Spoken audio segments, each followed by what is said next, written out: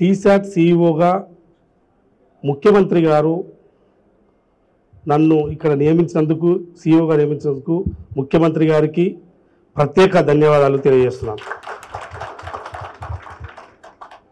అదేవిధంగా సీఈఓగా నియామకానికి సహకరించిన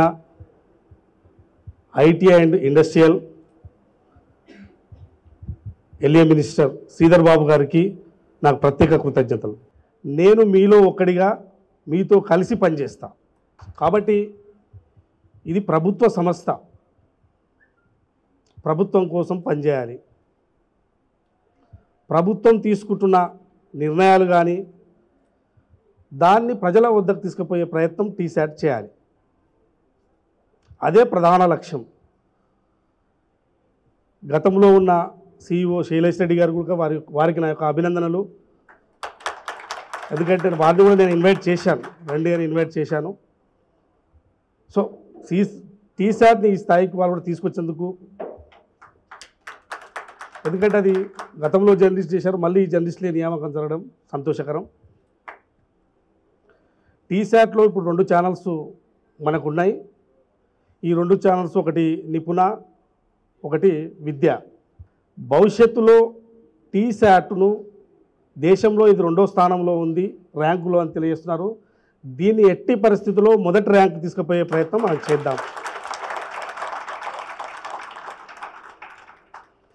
ప్రభుత్వం పూర్తి స్థాయిలో సహకరించడానికి సిద్ధంగా ఉంది. ముఖ్యమంత్రి గారికి మరింత టీశాట్ పైన ఇంట్రెస్ట్ ఉంది. కాబట్టి టీశాట్ను మరింత బలోపేతం చేయడానికి ప్రభుత్వం సిద్ధంగా ఉంది. మనమందరం కూడా కలిసి పనిచేసి టీశాట్ను మరింత బలోపేతం చేద్దాం. ఇప్పటివరకు విద్యకు సంబంధించి ప్రధానంగా ఉన్నది. భవిష్యత్తులో తెలంగాణ కల్చర్కు సంబంధించి కానీ, నూతన వ్యవసాయ విధానాలకు సంబంధించి కానీ, ప్రభుత్వం చేస్తున్న కార్యక్రమాలు ఏవైతే ఉన్నాయో డైలీ యాక్టివిటీకి సంబంధించి కూడా మనం ఒక బులెటిన్ తీసుకుందాం. ఎందుకంటే ప్రభుత్వం చేస్తున్న నిర్ణయాలను కూడా ప్రజలకు తెలియజేయాలి. ఈ పదవి బాధ్యత తీసుకున్న సందర్భంగా మిత్రులందరూ కూడా అనేక విషయాలు తెలియజేశారు, నాకు కొన్ని సూచనలు కూడా చేశారు. Especially press academy chairman Srinivas Reddy sir నాకు చాలా సూచనలు చేశారు. తప్పకుండా ఆ సూచనలు పాటిస్తాం.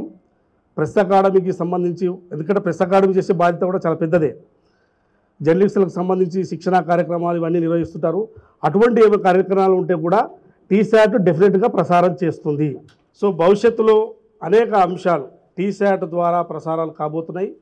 టీశాట్ని ఈ రోజు నుంచి మరింత మొదటి ర్యాంక్ వచ్చే విధంగా ముందుకు వెళ్దామని చెప్పి టీశాట్ సిబ్బందికి తెలియజేస్తున్నాను. ఇప్పుడు నేను ఛార్జ్ తీసుకుంటాను. అందరూ నాకు సహకరించగలరని కోరుతున్నాను.